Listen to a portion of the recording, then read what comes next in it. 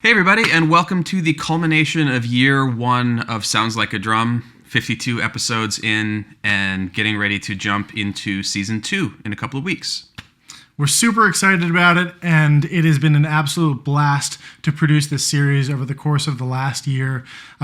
Producing a new episode every single week has not been without its challenges, but we've grown throughout the course of it, and we are very much looking forward to kicking things off with season 2 with an exciting group of brands on board as our partners, and bringing on a presenting sponsor for the Tuesday tutorial series, as well as expanding the series beyond our Tuesday tutorials. So you'll be seeing a lot more in the way of comparisons, more of the myth busting, all kinds of things outside of the normal Tuesday tutorial side. Yeah, we have several ideas for sort of sub-series that are going to be like short runs that are about a specific idea, or like a series that's about a certain kind of concept, that kind of thing, that'll be sort of like longer dives and deeper dives into a single idea that'll be released on different days. And of course, we really appreciate all of your feedback over the course of the last year. We have taken everything that you have had to say and factored it in one way or another, whether it was just one person saying something or an entire slew of people. You'll hear that there have been changes in the quality of the sound throughout the course of the series. We've added all sorts of sonic control here in the filming space, and we're adding new camera angles for this coming season. You're going to see more in the way of overheads as well as additional off-axis camera angles. So we're trying to bring you more of the highest quality footage and just overall educational experience to meet your needs. At the same time, we recognize that a lot of people have been asking for more in the way of performance demos and contextual presentations. So definitely keep an eye out for more of that in the future, especially towards the end of episodes. If you're the kind of person who tends to only watch the first 5 minutes, you're going to want to stick around all the way to the end. We're going to be putting some real fun stuff in there towards the end of each of these episodes. Yep. Going through all this has been particularly educational for me in terms of people's feedback and the way that I've thought about a lot of this information too, because, you know, a lot of episodes we ask for people to comment or offer their insights about the topic that we talked about. And it's been a real two-way street for me to even take some of the things that viewers have mentioned and use them on the job and try them out, whether it's like muffling ideas or tuning ideas or head choice ideas or just like mental concepts about the ways to approach different things, has made it really feel like a community for me, which is super awesome. And that's even branched out into meeting people at gigs and at clubs and at shows who have watched the series and are just psyched to talk about this information and help it grow, tell other people about it, and offer us ideas for things that either we haven't addressed or things that we could add information to make it clearer or offer like more facets to an idea. It's the collectivism of the whole thing has just been phenomenal. So we're really grateful to the community, and again, I can't echo it enough that going out to shows or events locally or around the United States, even being at the NAMM show earlier this year, and having people come up to me and recognize and thank us for producing the series, or even to take a selfie with me, which I don't know why you'd want to do, but thanks for doing that. That actually did happen on more than one occasion. So thanks so much for all of that and the support. That's the kind of thing that really has just driven us to maintain this and to produce a brand new episode every single week. And to the point where coming up on this Thursday will be the official anniversary of the first release, the first episode. We are just about to hit 22,000 subscribers here, and that's been completely organic. That has been through your word of mouth. Because you care about what we're doing and because you share it with your friends, share it with your students, your teachers, the audio engineer, your dog walker, your babysitter, anyone you know who might find some degree of value, entertainment, or education from what we're doing, we are so grateful for that. So thank you to that. And at the same time, we are now approaching, it's 6.2 million minutes of content consumed. Like that's insane. Yeah, that's amazing. Can't believe that. That's a lot of on the screen. It'll say how many hours or how many days that comes out to, how many years even. It's incredible. Then 1.2 million views for the channel. Again, it's only been a year, and we really are just getting started. So we did want to make sure that we infused this episode, this little wrap up here, with some quick tips, some things that you can put into action quite quickly. And we're going to kick it off with a little tip that Cody's got for you here. Yeah. We were talking about like little things that maybe don't warrant a whole video, but could be like part of a video or something like that. And the two things that sprung to mind for me are reasons why you might bring more than one kind of stick to the gig. A lot of people have a favorite stick, and I do, of course, but there are times, both in recording and live situations, where one stick does not rule them all.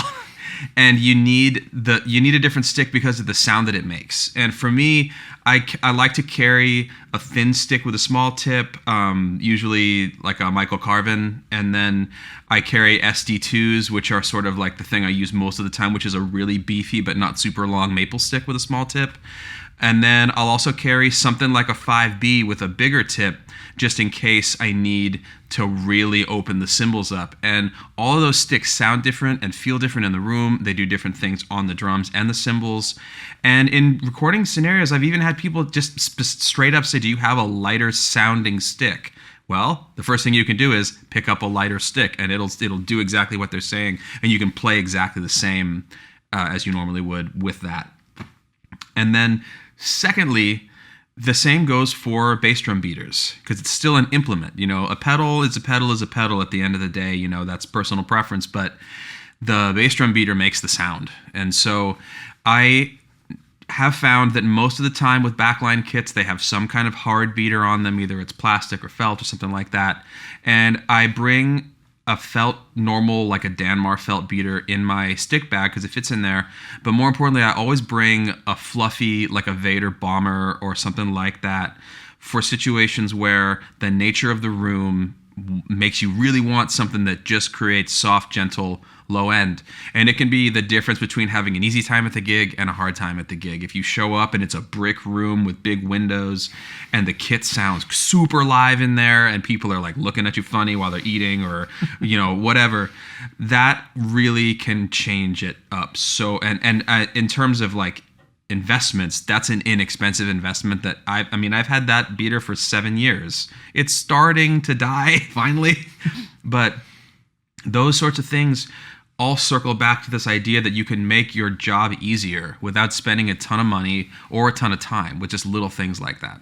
There are other things that can save you a lot of time and are incredibly beneficial to have around in your rehearsal space or in your home space, wherever you tend to work on your drums, when you're experimenting with tuning, when you're changing out gear. And the one thing I cannot recommend enough, having a drill with a drill bit key in it, ready to go. I have used this specific key, to change out so many drum heads over the years. I've had this key since when I first started working for Evans Drum Heads, and this has changed hundreds, if not very likely thousands of drum heads. I have taken so many drum heads off of so many kits with this. I've brought this to teching gigs. I've brought this to shows and events. This thing has been, this has actually been overseas. I have made serious use out of this thing. And great, man. You can get little drill. It's totally fine. I happen to use this for all sorts of other little home improvement projects and things like that too. But you can just throw the drill bit key. Evans makes a cool little one. You can even take the standard neural magnetic key and throw it right in here in a pinch, and it'll work in the drill chuck. You'll be able to quickly remove stuff. Now, I don't recommend using this when you're tuning the heads back up. Yeah. That's a surefire way to start stripping out lugs, and again, you're going to go past that point of finger tight like that. You don't want to get into that kind of thing. But for removing the heads, excellent way to go, quick way to make it all happen. At the same time, having a regular drum key is imperative. Having two keys makes your life a heck of a lot easier. aside from the fact that if you lose one, you know you've still got one of those keys to hold on to, and probably keep them in separate places. It's good to have 2 keys around because that's going to speed up your tuning process a little bit. When you're going through the process, you've removed your heads, you're switching over to new ones, or you're changing out muffling, whatever it may be. Having 2 keys to work with can make your life a whole heck of a lot easier. And at the same time, it also improves the chances of making sure that head's going to be balanced and appropriately seated on the shell, because you're applying pressure at the same time from opposing sides.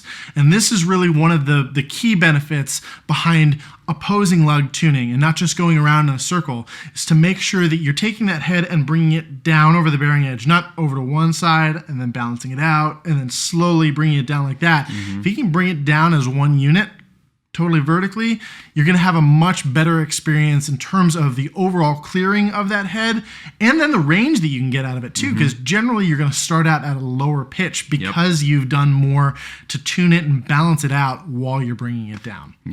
Yeah, you won't have to end up undoing things that you did unintentionally. Absolutely. And if you find yourself going into larger intervals, doing like full turns at a time, doing that with one key, you may end up sacrificing some low end out of that drum head that you might not be able to get back, particularly thinking about things like floor toms, where you can accidentally go a little higher than you had intended to. And depending on the head, depending on the edges, you could stretch it to a point where it puts a little too much pressure and stretches that material to a point where it just simply won't return. So these were just a couple little tips that we wanted to throw in here for you, some practical advice that we thought that just about anyone and everyone could use, whether you're a seasoned drummer, whether you're just starting out, maybe you're an audio engineer or an assistant at a studio, or maybe you're a band teacher or someone who, for whom drums and percussion are not your primary instrument, but these are things that you can pass along to your students and hopefully instill in them in terms of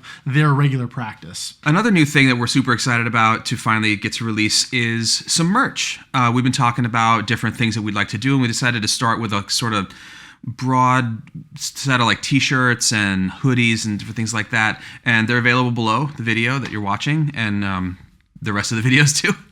And it's a really easy, simple way to help contribute to the channel and help us sort of grow and improve the sort of content that we can make. Up till now, we've basically been funding this ourselves in our free time in between doing other jobs, and it's exciting to think that this can actually be a thing that can grow on its own that way, organically. And so starting out with merch and sort of just like seeing what people's reactions are, you know, hope you dig them. And we're going to have some photos up of us wearing it and that kind of thing soon as well. And of course, if there's something that you don't see on there that you would like to see for a specific type of merch, feel free to leave it in the comments. You know, if you want to have bath towels that have Cody's face on them, we'll see if we can make that happen. I'm sure there's someone who would embroider that. Yeah, you know? I'm sure it exists, yeah. But there's also, there's mugs and stickers and different things that are available. So definitely keep an eye out for additional items like that. And of course, as always, please make sure that you're subscribed to the channel. Click on that little bell icon so that you get a notification when we release a brand new video, which will soon be expanding beyond just our Tuesday tutorials. So you're not going to want to miss out on those. Make sure you've got that turned on. And yeah, give us a thumbs up down below. Leave a comment. We'd love to hear what your favorite episode of Season 1 has been. So let us know. You can link it, or you can just mention whatever the topic may have been. And yeah, we look forward to seeing you in Season 2 of Sounds Like a Drum.